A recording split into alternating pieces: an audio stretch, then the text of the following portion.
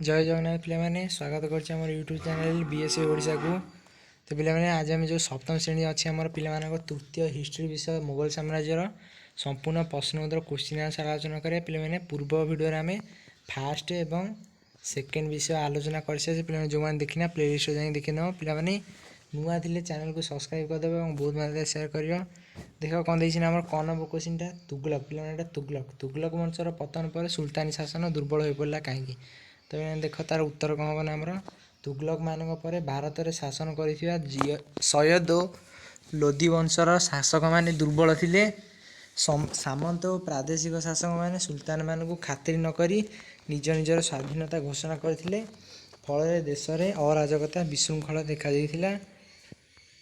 सेतबेले दिल्ली रे लोधी वंशर सुल्तान इब्राहिम लोधी स्वेच्छाचारी शासन में अफगान एपरिक इब्राहिम लोधी को सिंहासन विताड़ित करने से काबुल राजा बाबर साहाଯ୍ୟ लड़ी। देखा आम ख नंबर क्वेश्चन कौन ना बाबर भारत में मुगल साम्राज्यर मूलदुआ पकाइले किपरि।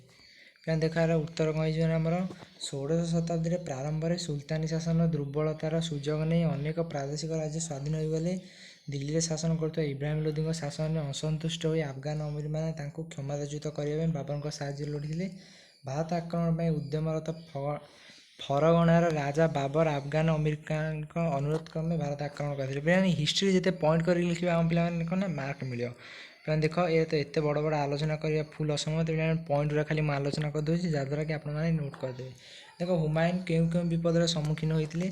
देख बाबर मृत्यु पर मुगल साम्राज्यर भित्तिभूमि सुदृढ़ ना हेतु यार सुरक्षा सकाशे हुमायून संघर्ष करा पड़ता। जो आम बाबर थे कि आमर मुगल साम्राज्यर राजा सी थे शक्तिशाली सी जो आमर मरीगले जड़े राजा यदि मरीज शक्तिशाली राजा पे राज्यर भारसाम्य हर बस पे राज्य भलसे चलनी से समय कौन आम हुमायून कितु थे जी कि राजा होते मुगल साम्राज्यर पे सी संघर्ष करके राज्य को देख पे कहीं आमर पुणी थे सुदृढ़ कर। हुमायून राज्य शासन आरंभ में अफगान मैंने पुनराय दिल्ली उपर आखु पकाइले पे आखि आखु नु आखि मैंने हुमायून सैन्य बाहिनी सुदृढ़ नाला केतक सामंत और उच्च पदस्थ कर्मचारी हुमायून विरुद्ध में षड्यंत्र लिप थे। यहीपरि भाव में हुमायून चतुर्दीर्घ विपद सम्मुखीन होते पे जो हम हुमायून थे ना से चारिआडू विपदर सम्मुखीन होगी पे संघर्ष करके पुणी थे मुगल साम्राज्यर भित्तिभूमि पथेरा करते। घन मध्य कौन थे ना शेर खां हुमायून को किपर असुविधा पकाइले। मैंने शेर खां थे पूर्व भारतर जड़े पराक्रमी अफगान विद्रोही सिंहासन आरोहण पर हुमायून विरुद्ध में युद्ध यात्रा करते। प्रारंभिक पर्यायर हुमायून हस्तर परास्त हो शेर खां आत्मसमर्पण करते। परवर्ती समय हुमायून बहादुर शाह सह युद्धरत थिला बेले शेर खां पुणी बंगराज्य आक्रमण करते। पे जो मसीहा गुड़ा आमर अच्छी मोस्ट इंपोर्टाट एगुड़ी मन रखिए पे देख 1537 ख्रीष्टाब्द हुमायून शेर खां सह युद्ध कर चुनार दुर्ग और बंगर गौड़ अधिकार करते। सेतबेलू शेर खां नारा बनारस और जौनपुर अधिकार पे अधिकार कर सारी शेष में 1539 ख्रीष्टाब्द 64 शेर खां हुमायून को परास्त करते। पुनश्च 1540 ख्रीष्टाब्द कनौज ठारे हुमायून शेर खां युद्ध में परास्त हो दिल्ली पलि जाते। उ नंबर देखा आमर कौन थे अकबर मुगल साम्राज्य स्थिति को सुदृढ़ करते किपर। पे जो आम अकबर थे आमर जो अकबर थे सी आमर मुगल साम्राज्यर भित्तिभूमि किपर सुदृढ़ करते। पे देखना पिता हुमायून मृत्यु पर मात्र 13 वर्ष बयस अकबर पंजाब ठारे सिंहासन आरोहण करते। यह एक जटिल समस्यार सम्मुखीन होते। पे आमर देख फास्ट कौन ना बाबर मले आमर हुमायून संभाड़े। हुमायून जमी न संभाली पारिक मृत्युवरण कले से बहुत संघर्ष कर मृत्युवरण कलापर पुत्र माने पुओ अकबर केते ना आमर 13 वर्ष बयस आमर पंजाब रे सिंहासन आरोहण करते। पे से छोट छुआ ए 13 वर्ष मैंने आम जड़े छोट छुआ खेलुवा छुआ पे सी गोटे राज्य संभाले यहाँ पे आश्चर्यजनक कथा ना नहीं। पे देख से केमी संभाले से समय पे देख से समय शेर खां वंशर जड़े राजा सुयोग्य मंत्री हिमू मुगल मान परास्त कर दिल्ली और आग्रा अधिकार करते। अकबर बैराम खां साहाଯ୍य हिमू को द्वितीय पानीपत युद्ध 1556 पे यहीटा सब आमर क्वेश्चन आस सब कम्पिटिटिव हो कि अर्धवार्षिक वार्षिक परीक्षा कौन पे देख द्वितीय पानीपत युद्ध केते मसीह रही पे केते ख्रीष्टाब्द रही ना 1556 ख्रीष्टाब्द रही क्या क्या मध्य पे देख अकबर बैराम खां एवं हिमू ପରାସ୍ତ କରି ଦିଲ୍ଲୀରେ ଆଗ୍ରା ଅଧିକାର କରିଦେଇଥିଲେ। ପିଲାମାନେ ଦେଖ ଏଇଟା ମେନ୍ ପଏଣ୍ଟ ଗୁଡ଼ା ମୁଁ କହିଯାଉଛି। ପିଲାମାନେ ଦେଖ ହଳଦୀଘାଟ ଯୁଦ୍ଧ କେତେ ଖ୍ରୀଷ୍ଟାବ୍ଦରେ ହୋଇଥିଲା, ଏଇ ଯୁଦ୍ଧର ଫଳାଫଳ କ'ଣ ଥିଲା। ପିଲାମାନେ ଏଇଟା ମଧ୍ୟ ମୋଷ୍ଟ ଇମ୍ପୋର୍ଟାଣ୍ଟ, ଯେଉଁଟାକି ଆମର ଅଧିକାଂଶ ଏକ୍ଜାମ୍ ଆସୁଛି। ପିଲାମାନେ ଦେଖନ୍ତୁ ମୁଁ ରାଉଣ୍ଡ କରିଦେଉଛି ଏଇ ଯୁଦ୍ଧଟା। ପିଲାମାନେ ହଳଦୀଘାଟ ଯୁଦ୍ଧଟା ପିଲାମାନେ କ'ଣ ଏଇଟା ଇମ୍ପୋର୍ଟାଣ୍ଟ ନା, ଦେଖ ପିଲାମାନେ ଆମର ଇମ୍ପୋର୍ଟାଣ୍ଟ ହେଉଛି ଦେଖ ହଳଦୀଘାଟ ଯୁଦ୍ଧ 1576 ଖ୍ରୀଷ୍ଟାବ୍ଦରେ ଥିଲା। ପିଲାମାନେ କେତେ ଖ୍ରୀଷ୍ଟାବ୍ଦ ଥିଲା ନା ଆମର 1576 ଖ୍ରୀଷ୍ଟାବ୍ଦରେ ହଳଦୀଘାଟ ଯୁଦ୍ଧ ହୋଇଥିଲା। ଏହି ଯୁଦ୍ଧରେ କାହା ମଧ୍ୟରେ ହେଇଥିଲା ପିଲାମାନେ, ମାନସିଂହଙ୍କ ନେତୃତ୍ୱରେ ମୋଗଲମାନେ ରାଣା ପ୍ରତାପଙ୍କୁ ପରାଜିତ କରି ଚିତ୍ତୋରଦୁର୍ଗ ଅଧିକାର କରିଥିଲେ। ମୋଗଲମାନଙ୍କର ସହିତ ରାଣା ପ୍ରତାପଙ୍କ ସହିତ ଏଇଟା ହେଇଥିଲା। କିଏ ପରାଜିତ ହେଇଥିଲା ନା ଆମର ରାଣା ପ୍ରତାପ ପରାଜିତ ହେଇଥିଲେ। ପିଲାମାନେ ଦେଖ 6 ନମ୍ବର କ'ଣ ଦେଇଛି ଆମର ନା, ଆକବର କାହିଁକି ଉଦାର ଧର୍ମନୀତି ଗ୍ରହଣ କରିଥିଲେ। ପିଲାମାନେ କ'ଣ ପାଇଁ ଆକବର ଆମର ଉଦାର ଧର୍ମନୀତି ଉଦାର ମାନେ ପିଲାମାନେ ଶାନ୍ତ ରହିବା। ମାନେ ଆକବର ତାଙ୍କର ଉଦାର ଧର୍ମନୀତି ପାଇଁ ଇତିହାସରେ ସ୍ମରଣୀୟ ହୋଇ ରହିଛନ୍ତି। ପିଲାମାନେ ଏକ ଉଦାର ଧର୍ମନୀତିକୁ ଅବଲମ୍ବନ କରି ସେ ହିନ୍ଦୁ ଓ ମୁସଲମାନଙ୍କ ମଧ୍ୟରେ ଥିବା ଭେଦଭାବ ଦୂର କରିବାକୁ ଚେଷ୍ଟା କରିଥିଲେ। ଏଥିପାଇଁ ଆକବର ହିନ୍ଦୁମାନଙ୍କ ଉପରୁ ଜିଜିଆ କର ଓ ତୀର୍ଥଯାତ୍ରୀ କର ଉଠାଇ ଦେଇଥିଲେ। ପିଲାମାନେ ଏଇଟା ମୋଷ୍ଟ ଇମ୍ପୋର୍ଟାଣ୍ଟ, କର ଦୁଇଟା ମନେ ରଖିବେ। ପିଲାମାନେ ସେ ହିନ୍ଦୁମାନଙ୍କ ପରି ବେଶ ପୋଷାକ ପିନ୍ଧୁଥିଲେ, ହିନ୍ଦୁ ପର୍ବପର୍ବାଣୀରେ ଯୋଗ ଦେଉଥିଲେ। ଅନେକ ହିନ୍ଦୁ ମନ୍ଦିର ତାଙ୍କ ସମୟରେ ନିର୍ମିତ ହୋଇଥିଲା। ଭାରତରେ ଏକ ସାର୍ବଜନୀନ ଧର୍ମ ପ୍ରତିଷ୍ଠା କରିବାର ଆକବରଙ୍କର ଲକ୍ଷ୍ୟ ଥିଲା। ତେଣୁ ସେ ଫତେପୁର ସିକ୍ରିଠାରେ ଇବାଦନ୍ତ ନାମକ ଏକ ଉପାସନା ଗୃହ 1575 ଖ୍ରୀଷ୍ଟାବ୍ଦରେ ନିର୍ମାଣ କରିଥିଲେ। ସେ ଦିନ୍-ଇ-ଇଲାହି ନାମକ ଏକ ନୂତନ ଧର୍ମ ସୃଷ୍ଟି କରିଥିଲେ, ମାତ୍ର ଏହି ଧର୍ମ ଗ୍ରହଣ କରିବାକୁ କାହାକୁ ବାଧ୍ୟ କରିନଥିଲେ। ପିଲାମାନେ ଦିନ୍-ଇ-ଇଲାହି ଧର୍ମ କିଏ ଆମର ପ୍ରତିଷ୍ଠା କରିଥିଲେ ନା ଆକବର। ପିଲାମାନେ ଆକବର କ'ଣ ଯାଉଥିଲେ ନା ଆମର ହିନ୍ଦୁ ଆଉ ମୁସଲମାନମାନଙ୍କ ମଧ୍ୟରେ ଭେଦଭାବ ଦୂର କରିବା ପାଇଁ। ପିଲାମାନେ ନମ୍ବର କ୍ୱେଶ୍ଚିନ୍ ଦେଖ ଆମର କ'ଣ ଥିଲା ନା, ନୁରଜାହାନ କିଏ, ଜାହାଙ୍ଗୀରଙ୍କ ଶାସନ କାଳରେ ତାଙ୍କର ଭୂମିକା କିପରି ଥିଲା। ପିଲାମାନେ ଦେଖ ନୁରଜାହାନ ଥିଲେ ଜାହାଙ୍ଗୀରଙ୍କର ପତ୍ନୀ। 1611 ଖ୍ରୀଷ୍ଟାବ୍ଦରେ ଜାହାଙ୍ଗୀର ନୁରଜାହାନଙ୍କୁ ବିବାହ କରିଥିଲେ। ଜାହାଙ୍ଗୀରଙ୍କ ଶାସନ କାଳରେ ତାଙ୍କ ଭୂମିକା ଗୁରୁତ୍ୱପୂର୍ଣ୍ଣ ଥିଲା। ସେ ଅତ୍ୟନ୍ତ ସୁନ୍ଦରୀ ଓ ବୁଦ୍ଧିମତୀ ଥିଲେ। ତେଣୁ ଜାହାଙ୍ଗୀରଙ୍କ ପ୍ରତି ସ୍ତରରେ ସେ ରୂପ ଓ ବୁଦ୍ଧି ଦ୍ୱାରା, ପିଲାମାନେ ଦେଖ ଏଇଟା ମୋଷ୍ଟ ଇମ୍ପୋର୍ଟାଣ୍ଟ ପଏଣ୍ଟ ଅଛି। ପିଲାମାନେ ନୁରଜାହାନ କିଏ ନା ଆମର ଜାହାଙ୍ଗୀରଙ୍କର ସ୍ତ୍ରୀ ଥିଲେ। ପିଲାମାନେ ସିଏ ମଧ୍ୟ ଜଣେ ଯୁଦ୍ଧ କରନ୍ତି। ପିଲାମାନେ ରାଜା ଯେହେତୁ ପିଲାମାନେ ରାଜ୍ୟ ଅଛି ତାଙ୍କର, ପିଲାମାନେ ଯେହେତୁ ସେ ରାଜକୌଶଳ ଜାଣିଛନ୍ତି, ତେଣୁ ସମସ୍ତେ ଯୁଦ୍ଧରେ ଭାଗ ନେବେ। ଦେଖ ପିଲାମାନେ ତାପରେ କ'ଣ ଦେଇଛି 6 ନମ୍ବର, ଶାହାଜାହାନଙ୍କ ସଫଳ କୃତି ଗୁଡ଼ିକ କ'ଣ ଥିଲା।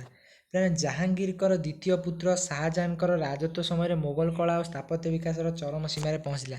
ପିଲା ଆମର ଜାହାଙ୍ଗୀରଙ୍କ ତୃତୀୟ ପୁତ୍ର କିଏ ଥିଲେ ନା ଶାହାଜାହାନ। ଏଇ ଯେଉଁ ଶାହାଜାହାନ ଆମର ତାଜମହଲ ପ୍ରତିଷ୍ଠା କରିଥିଲେ। ପିଲା କ'ଣ ନା ତାଜମହଲ ପ୍ରତିଷ୍ଠା କରିଥିଲେ। ସେ ଆମର କ'ଣ ନା ଜାହାଙ୍ଗୀରଙ୍କର ତୃତୀୟ ପୁତ୍ର ଥିଲେ। ପିଲାମାନେ ଦେଖ ନିଜର ପତ୍ନୀ ମମତାଙ୍କ ସ୍ମୃତିରେ ସେ ଉତ୍ତରପ୍ରଦେଶର ଆଗ୍ରାଠାରେ ଅବସ୍ଥିତ ଯମୁନା ନଦୀ କୂଳରେ ତାଜମହଲ ନାମକ ଏକ ସ୍ମୃତି ମନ୍ଦିର ତିଆରି କରିଥିଲେ। କିଏ ନା ପିଲାମାନେ ତାଙ୍କ ପତ୍ନୀ ମମତାଙ୍କ ସ୍ମୃତିରେ ସେ ଉତ୍ତରପ୍ରଦେଶର ଆଗ୍ରାଠାରେ ସ୍ଥିତ ଯମୁନା ନଦୀ କୂଳରେ ତାଜମହଲଟି ନିର୍ମାଣ କରିଥିଲେ। ପିଲାମାନେ ଦେଖ ଏଇଟା ମଧ୍ୟ ଗୋଟେ ଜିକେ ହେଇପାରିବ। ପିଲାମାନେ ବିଶ୍ୱର ସପ୍ତାଶ୍ଚର୍ଯ୍ୟ ମଧ୍ୟରେ ସ୍ଥାନ ପାଇଥିବା ଏହି ତାଜମହଲ ଅନନ୍ୟ ସ୍ଥାପତ୍ୟ ଓ କଳା ପାଇଁ ପର୍ଯ୍ୟଟକମାନଙ୍କୁ ଆକୃଷ୍ଟ କରିଛି। ଏହାଛଡ଼ା ଶାହାଜାହାନ ଜୁମା ମସଜିଦ, ମୋତି ମସଜିଦ ଆଦି ସୁନ୍ଦର କାରୁକାର୍ଯ୍ୟପୂର୍ଣ୍ଣ ଧର୍ମପୀଠମାନ ନିର୍ମାଣ କରିଥିଲେ।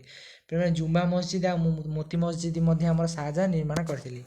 ଦିଲ୍ଲୀର ଉପକଣ୍ଠ ଯମୁନା ନଦୀ କୂଳରେ ସେ ଶାହାଜାହାବାଦ ନାମକ ଏକ ନଗରୀ ପ୍ରତିଷ୍ଠା କରିଥିଲେ, ଯେଉଁଠାରେ ଲାଲକିଲ୍ଲା ବା ରେଡ୍ ଫୋର୍ଟ ନିର୍ମାଣ କରିଥିଲେ। ପିଲାମାନେ ସେ ଆମର ଲାଲକିଲ୍ଲା ମଧ୍ୟ ଶାହାଜାହାନ ନିର୍ମାଣ କରିଥିଲେ। କେଉଁଠି ନା ଶାହାଜାହାବାଦ ଦିଲ୍ଲୀରେ। ଦେଖ 9 ନମ୍ବର କ୍ୱେଶ୍ଚିନ୍ କ'ଣ ଥିଲା ନା ଆମର ଔରଙ୍ଗଜେବଙ୍କର ହିନ୍ଦୁମାନଙ୍କ ପ୍ରତି ମନୋଭାବ କିପରି ଥିଲା। ପିଲାମାନେ ଔରଙ୍ଗଜେବ ଜଣେ ନୈଷ୍ଠିକ ମୁସଲମାନ ଥିଲେ ଓ ତାଙ୍କର ହିନ୍ଦୁମାନଙ୍କ ପ୍ରତି ବିଦ୍ୱେଷ ମନୋଭାବ ଥିଲା। ସେ ହିନ୍ଦୁମାନଙ୍କ ଉପରେ ପୁଣି ଥରେ ଜିଜିଆ ଓ ତୀର୍ଥଯାତ୍ରା କର ବସାଇଥିଲେ। ସେ ରାଜପୁତମାନଙ୍କୁ ମଧ୍ୟ ହାତଦାର କରିଥିଲେ। ତାଙ୍କର ଶାସନ କାଳରେ ହିନ୍ଦୁମାନଙ୍କୁ କୌଣସି ଉଚ୍ଚ ପଦବୀରେ ନିଯୁକ୍ତି କରାଯାଇ ନଥିଲା। ଏହା ବ୍ୟତୀତ ଜାଟ୍, ଶିଖ୍, ସତନାମୀ, ମରହଟ୍ଟାମାନେ ମଧ୍ୟ ତାଙ୍କୁ ହିନ୍ଦୀ ବିଦ୍ୱେଷ ନୀତିରେ ଶିକାର ହୋଇଥିଲେ। ପିଲାମାନେ ଦେଖ ଆମର କ'ଣ ନା ଇଏ ଜଣେ ମୁସଲମାନ ଯେତେବେଳେ ଥିଲେ, ସେ ଆମର ହିନ୍ଦୁମାନଙ୍କୁ ବିରୋଧ କରୁଥିଲେ, କାରଣ ଆମର ଯେତେବେଳେ ଧର୍ମ ମଧ୍ୟରେ ପିଲାମାନେ କ'ଣ ନା ଆମର ଭେଦଭାବ ଥିଲା, ତ ସେ ଆମର ହିନ୍ଦୁମାନଙ୍କୁ ବିରୋଧ କରୁଥିଲେ। ପିଲାମାନେ 10 ନମ୍ବର କ୍ୱେଶ୍ଚିନ୍ ଦେଖ ଆମର କ'ଣ ଥିଲା ନା ପିଲାମାନେ 10 ନମ୍ବର କ୍ୱେଶ୍ଚିନ୍ ଥିଲା ମୋଗଲ ଶାସକମାନଙ୍କର ଅନ୍ୟ ଶାସକମାନଙ୍କ ସହ ସମ୍ପର୍କ କିପରି ଥିଲା। ମାନେ ମୋଗଲମାନେ ଅତ୍ୟନ୍ତ କ୍ଷମତାଶୀଳ ଥିଲେ। ଭାରତର ଯେଉଁ ରାଜା ସେମାନଙ୍କର ବଶ୍ୟତା ସ୍ୱୀକାର କରୁନଥିଲେ ତାଙ୍କ ବିରୁଦ୍ଧରେ ସେମାନେ ଯୁଦ୍ଧ କରୁଥିଲେ। ଭାରତୀୟ ରାଜାମାନଙ୍କ ମଧ୍ୟରୁ ଅଧିକାଂଶ ରାଜପୁତ ରାଜା ଆକବରଙ୍କ ବଶ୍ୟତା ସ୍ୱୀକାର କରିଥିଲେ। ଏପରିକି ଏମାନଙ୍କ ମଧ୍ୟରୁ କେତେକ ନିଜର କନ୍ୟାକୁ ମୋଗଲ ପରିବାରରେ ବିବାହ ଦେଇ ବୈବାହିକ ସମ୍ପର୍କ ସ୍ଥାପନ କରିଥିଲେ। କେବଳ ମେୱାରର ସିସୋଦିୟ ରାଜପୁତମାନେ ମୋଗଲ ସମ୍ରାଟଙ୍କ ବଶ୍ୟତା ସ୍ୱୀକାର କରିବା ପାଇଁ ମନା କରିଥିଲେ। ମୋଗଲମାନେ ସେମାନଙ୍କୁ ପରାଜିତ କରିଥିଲେ। ମୋଗଲ ଶାସକମାନେ ପରାଜିତ ରାଜାମାନଙ୍କୁ ସେମାନଙ୍କ ରାଜ୍ୟ ଫେରାଇ ଦେଉଥିଲେ ଏବଂ ତାଙ୍କୁ କୌଣସି ପ୍ରକାର ଅସମ୍ମାନ କରୁଥିଲେ। ଫଳ ଫଳରେ ସେମାନେ ରାଜପୁତ ରାଜାମାନଙ୍କ ଉପରେ ସହଜରେ ପ୍ରଭାବ ବିସ୍ତାର କରିପାରିଥିଲେ। କିନ୍ତୁ ଔରଙ୍ଗଜେବ ଶାସକ ଥିବା ସମୟରେ ସେ ରାଜପୁତ ରାଜା ଏବଂ ମରହଟା ରାଜା ଶିବାଜୀଙ୍କ ସହିତ ସମ୍ପର୍କକୁ ଅତ୍ୟନ୍ତ ତିକ୍ତ କରିଥିଲେ, ଯାହାର କୁପ୍ରଭାବ ମୋଗଲ ସାମ୍ରାଜ୍ୟ ଉପରେ ପଡ଼ିଥିଲା। ପିଲାମାନେ ଦେଖ ନା କ'ଣ ଦେଲା ପ୍ରଶ୍ନର ତାତ୍ପର୍ଯ୍ୟ ଦେଖ ଆମର କ'ଣ ଦେଲା ନା ଏ ଯେଉଁ ପ୍ରଶ୍ନଟା ଆମର ଦେଲା ପିଲାମାନେ କ'ଣ ଦେଲା ନା ଦେଖ ପିଲାମାନେ ପିଲାମାନେ ଆମର କ ନମ୍ବର କୋଶ୍ଚିନ୍ର ତାତ୍ପର୍ଯ୍ୟ କ'ଣ ନା ଯେଉଁ ମୋଗଲ ଶାସକମାନେ ଥିଲେ ତାହା ରାଜାମାନଙ୍କ ସହିତ କ'ଣ କରୁଥିଲେ ନା ରାଜାମାନଙ୍କୁ ସେ ଡରେଇ ରଖୁଥିଲେ। ଯେଉଁ ରାଜାମାନେ ତାଙ୍କର ବସତା ସ୍ୱୀକାର କରୁନଥିଲେ ପିଲାମାନେ ଯାହାକି ତାଙ୍କ ଶରଣକୁ ନ ଆସୁଥିଲେ ସେ ତାଙ୍କୁ ଯୁଦ୍ଧ କରି ତାଙ୍କ ସହିତ ତାଙ୍କ ରାଜ୍ୟକୁ ନେଇଯାଉଥିଲେ, ପୁଣି ପୁନଃସ୍ଥ ଫେରାଇ ଦେଉଥିଲେ ଏବଂ ଅନେକ ରାଜାମାନେ ମଧ୍ୟ ତାଙ୍କର କନ୍ୟାମାନଙ୍କୁ ମୋଗଲ ସାମ୍ରାଜ୍ୟରେ ଶାସକମାନଙ୍କ ସହିତ ବିବାହ କରିଥିଲେ, ବୈବାହିକ ସମ୍ପର୍କ ସ୍ଥାପନ କରିଥିଲେ। ଠ ନମ୍ବର କୋଶ୍ଚିନ୍ ଦେଖ ଆମର କ'ଣ ଥିଲା ନା ମୋଗଲମାନଙ୍କର ଧର୍ମନୀତି କିପରି ଥିଲା। କାରଣ ମୋଗଲ ସମ୍ରାଟମାନେ ଇସଲାମ ଧର୍ମାବଲମ୍ବୀ ଥିଲେ ମଧ୍ୟ ଔରଙ୍ଗଜେବଙ୍କୁ ବାଦ ଦେଲେ ଅନ୍ୟ ସମସ୍ତ ସମ୍ରାଟ ଅତ୍ୟନ୍ତ ଉଦାର ଥିଲେ। କେବଳ ପିଲାମାନେ ଔରଙ୍ଗଜେବ ଥିଲେ ଆମର କିଏ ନା ପିଲାମାନେ ପୁରା ସିଏ ଉଦାର ନୀତି ଗ୍ରହଣ କରିନଥିଲେ, ସେ ପୁରା କ୍ରୋଧୀ ଥିଲେ, କିନ୍ତୁ ଅନ୍ୟ ସମସ୍ତ ରାଜା ଆମର ଉଦାର ନୀତି ଗ୍ରହଣ କରିଥିଲେ। ପିଲାମାନେ ଦେଖ ଏଇଟା ଲଙ୍ଗ ହେଇଯାଉଛି, ପିଲାମାନେ ମୁଁ ଦେଖାଇ ଦେଉଛି ଆପଣମାନେ ନୋଟ୍ କରିଦିଅନ୍ତୁ। ପିଲାମାନେ ଡ ନମ୍ବର କୋଶ୍ଚିନ୍ ଦେଇଛି ମୋଗଲ ଶାସନ ସମୟରେ ଲୋକମାନଙ୍କର ସାମାଜିକ ଓ ଅର୍ଥନୈତିକ ଅବସ୍ଥା କିପରି ଥିଲା। ପିଲାମାନେ ଏମିତି ପଏଣ୍ଟ କରିକି ଲେଖିବେ। ପିଲାମାନେ ଦେଖ ମୁଁ ଦେଖାଇ ଦେଉଛି। ପିଲାମାନେ ଢ ନମ୍ବର କୋଶ୍ଚିନ୍ ଦେଖ ଆମର କ'ଣ ଥିଲା ନା ପିଲାମାନେ ମୋଗଲ ରାଜତ୍ୱ କାଳରେ ଭାଷା ଓ ସାହିତ୍ୟର ଉନ୍ନତି କିପରି ହୋଇଥିଲା। ପିଲାମାନେ ଦେଖ ମୋଗଲ ରାଜତ୍ୱ କାଳରେ ପାର୍ସୀ, ଆରବୀ, ଉର୍ଦ୍ଦୁ, ହିନ୍ଦୀ ଭାଷା ଓ ସାହିତ୍ୟରେ ବିଶେଷ ଉନ୍ନତି ସାଧନ ହୋଇଥିଲା। ପିଲାମାନେ ଦେଖ ପିଲାମାନେ ମୁଁ ସ୍କିପ୍ ନ କରି ପିଲାମାନେ ଧୀରେ ଧୀରେ ନେଉଛି। ପିଲାମାନେ ଦେଖ ଆପଣମାନେ ଭିଡ଼ିଓଟିକୁ ପଜ୍ କରିକି ନୋଟ୍ କରିଦିଅନ୍ତୁ ଖାତାରେ। ପିଲାମାନେ ମୁଦ୍ରଣ ଦେଲା ମୋଗଲ ଶାସନ ସମୟକୁ କଳା ସ୍ଥାପତ୍ୟର ସୁବର୍ଣ୍ଣ ଯୁଗ କୁହାଯାଏ କାହିଁକି। ପିଲାମାନେ ଏଇଟା ହେଉଛି ଆମର ମୋଷ୍ଟ ଏକ୍ଜାମ୍ କୋଶ୍ଚିନ୍, ଅର୍ଦ୍ଧବାର୍ଷିକ ବାର୍ଷିକ ପାଇଁ ପୁରା ଫୁଲ୍ ଇମ୍ପୋର୍ଟାଣ୍ଟ। ପିଲାମାନେ 100% ଗ୍ୟାରେଣ୍ଟି ଅଛି। ପିଲାମାନେ ଦେଖ ଆମର ଏଠି ସରିଲା 2 ନମ୍ବର କୋଶ୍ଚିନ୍ କ'ଣ ଦେଲା ନା ତଳ ପ୍ରଶ୍ନର କେତେକ ସମ୍ଭାବ୍ୟ ଉତ୍ତର ଦିଆଯାଇଛି, ସେଗୁଡ଼ିକ ମଧ୍ୟରେ ଯେଉଁ ଉତ୍ତରଟି ଠିକ୍ ତା ପାଖରେ ଠିକ୍ ଚିହ୍ନ ଦିଅ। ପିଲାମାନେ ଯେଉଁ ଅପସନ୍ ଗୁଡ଼ିକ ଆମ ଅଛି ନା ପିଲାମାନେ ଆଙ୍କ ଭିତରୁ ଯେଉଁ ଉତ୍ତରଟା ଠିକ୍ ଆମେ ଏଠି ଗୋଟେ ଠିକ୍ ଚିହ୍ନ ଦେବା। ପିଲାମାନେ ପରୀକ୍ଷାରେ ମଧ୍ୟ ଆସେ। ପିଲାମାନେ ଦେଖ ବାବରଙ୍କ ପିତାଙ୍କ ନାମ କ'ଣ ଥିଲା। ପିଲାମାନେ ଦେଖ ଆମର କ'ଣ ଉମର ଶେଖ ମିର୍ଜା। ପିଲାମାନେ ଆମର ଉମର ଶେଖ ମିର୍ଜା କେଉଁଠି ଅଛି ଏଇଠି। ପିଲାମାନେ ଏଇଠି ଆମର ଗୋଟେ ଠିକ୍ ଚିହ୍ନ ଦେବା। ପିଲାମାନେ ଦେଖ ଖ ନମ୍ବର ଦେଲା ଘାଗରା ଯୁଦ୍ଧ କେତେ ଖ୍ରୀଷ୍ଟାବ୍ଦରେ ହୋଇଥିଲା। ପିଲାମାନେ ସଠିକ୍ ଉତ୍ତର ହେଇଯିବ 1529। ତ ପିଲାମାନେ ଏଇଠି ଗୋଟେ ଠିକ୍ ଚିହ୍ନ ଦେବା। ପିଲାମାନେ ଦେଖ ଆମର ଗ ନମ୍ବର ଦେଇଛି କ'ଣ ନା ପାରସ୍ୟର ବର୍ତ୍ତମାନ ନାମ କ'ଣ।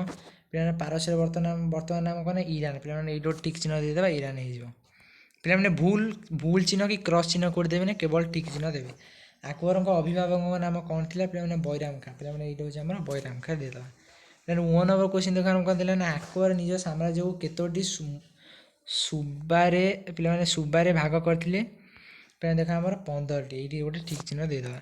ତ 6 ନମ୍ବର ଦେଖ କ'ଣ ଥିଲା ନା ଆମର ଆକବରଙ୍କ ଜ୍ୟେଷ୍ଠ ପୁତ୍ରଙ୍କ ନାମ କ'ଣ ଥିଲା। ପିଲାମାନେ ସଠିକ୍ ଉତ୍ତର ହେଇଯିବ ଆମର ସଲିମ। ପିଲାମାନେ ଏଇଠି ସଲିମ ଠିକ୍ ଚିହ୍ନ ମାରିଦେବା।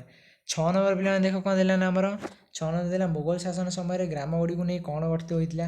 ପିଲାମାନେ ସଠିକ୍ ଉତ୍ତର ହେଇଯିବ ପ୍ରଗଣା ଜାଗାରେ ଆମେ ଠିକ୍ ଚିହ୍ନଟିଏ ମାରିଦେବା। ଝ ନମ୍ବର ଦେଖ ଅନ୍ଧକବି ସୁରଦାସ କ'ଣ ରଚନା କରିଥିଲେ।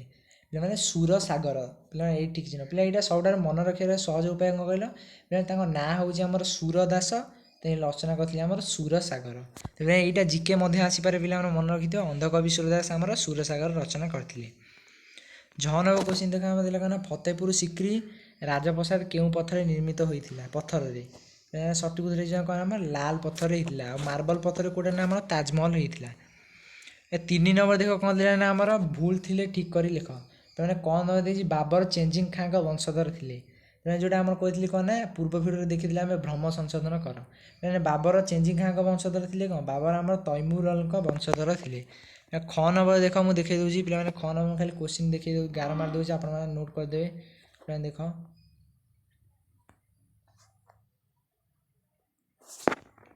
ଘ ନମ୍ବର କୋଶ୍ଚିନ୍ ଦେଖ ପିଲାମାନେ କ'ଣ ଥିଲା ନା ଆମର ବୀରବଲ ଆକବରଙ୍କ ଦରବାରରେ ସର୍ବଶ୍ରେଷ୍ଠ ସଙ୍ଗୀତଜ୍ଞ ଥିଲେ। କିନ୍ତୁ ଆମେ କ'ଣ ତାସେନ ଆକବରଙ୍କ ଦରବାରରେ ଜଣେ ସର୍ବଶ୍ରେଷ୍ଠ ସଙ୍ଗୀତଜ୍ଞ ଥିଲେ। ଲାଲକିଲ୍ଲା ଦେଖ କିଏ ଆମର ପ୍ରତିଷ୍ଠା କରିଥିଲେ। ଲାଲକିଲ୍ଲା ଆକବର ପ୍ରତିଷ୍ଠା କରିଥିଲେ। ପିଲାମାନେ ଲାଲକିଲ୍ଲା ଆମର କିଏ ନା ଶାହାଜାହାନ। ଆମେ ଆଉ ଟିକେ ପୂର୍ବରୁ ଆସି ଇଏ ମଧ୍ୟ ଆମର ତାଜମହଲ ପ୍ରତିଷ୍ଠା କରିଥିଲେ ତାଙ୍କ ସ୍ତ୍ରୀ ମମତାଜଙ୍କ ପାଇଁ। 6 ନମ୍ବର ଦେଖ ଔରଙ୍ଗଜେବ ଶିଖମାନଙ୍କ ନବମ ଗୁରୁ ଗୋବିନ୍ଦ ସିଂଙ୍କୁ ହତ୍ୟା କରିଥିଲେ। ପିଲାଟା କ'ଣ ମାନେ ଗୁରୁ ତେଗ ବାହାଦୁରଙ୍କୁ ସେ ଆମର ହତ୍ୟା କରିଥିଲେ। 6 ନମ୍ବର ପିଲାମାନେ ଦେଖ ଦେଲା ନା କ'ଣ ଆମର ମାରୱାରର ବର୍ତ୍ତମାନ ନାମ ଜୟପୁର। ପିଲାମାନେ ଅମ୍ବରର ବର୍ତ୍ତମାନ ନାମ ଆମର ଜୟପୁର। ଆକବରଙ୍କ ଉତ୍ପାଦନରେ 1/4 ଭୂ ରାଜସ୍ୱ ରୂପେ ନେଉଥିଲେ। ପିଲାମାନେ କ'ଣ 1/3 ଆମର ନେଉଥିଲେ। ଝ ନମ୍ବର ଦେଖ ପିଲାମାନେ କ'ଣ ଦେଇଛି ନା ଆମର ମୋଗଲ ଶାସନ କାଳରେ ମୁସଲମାନ ସମାଜ 5 ଭାଗରେ ବିଭକ୍ତ ହୋଇଥିଲା। ପିଲାମାନେ ମୋଗଲ ଶାସନ ସମୟରେ ଆମର ମୁସଲମାନ ସମାଜ କେତେ ଭାଗରେ ନା 4 ଭାଗରେ ବିଭକ୍ତ ହୋଇଥିଲା। ପିଲାମାନେ ଏଇଟା ମୋଷ୍ଟ ଇମ୍ପୋର୍ଟାଣ୍ଟ ସର୍ଟ କୋଶ୍ଚିନ୍ ପରୀକ୍ଷା ପାଇଁ। ଦେଖ ଲାଷ୍ଟ 9 ନମ୍ବର କୋଶ୍ଚିନ୍ କ'ଣ ଦେଇଛି ନା ଆମର ରମୁଖା ସୁରସାଗର ରଚନା କରିଥିଲେ। ପିଲା ଆଉ ଟିକେ ପୂର୍ବରୁ ଆମେ କୋଶ୍ଚିନ୍ ପଢ଼ିଛେ କ'ଣ ନା ସୁରଦାସ ଆମର ସୁରସାଗର ରଚନା କରିଥିଲେ। ପିଲାମାନେ ଏଇ ଭିଡ଼ିଓର ବା ଏଇ ସପ୍ତମ ଶ୍ରେଣୀ ଇତିହାସର ତୃତୀୟ ବିଷୟର ଶେଷ ନମ୍ବର କୋଶ୍ଚିନ୍ ବା 4 ନମ୍ବର କୋଶ୍ଚିନ୍ ପିଲାମାନେ ଦେଖ କ'ଣ ଦେଇଛି ନା କ ସ୍ତମ୍ଭ ସହିତ ଖ ସ୍ତମ୍ଭ ଯୋଡ଼ିଆ।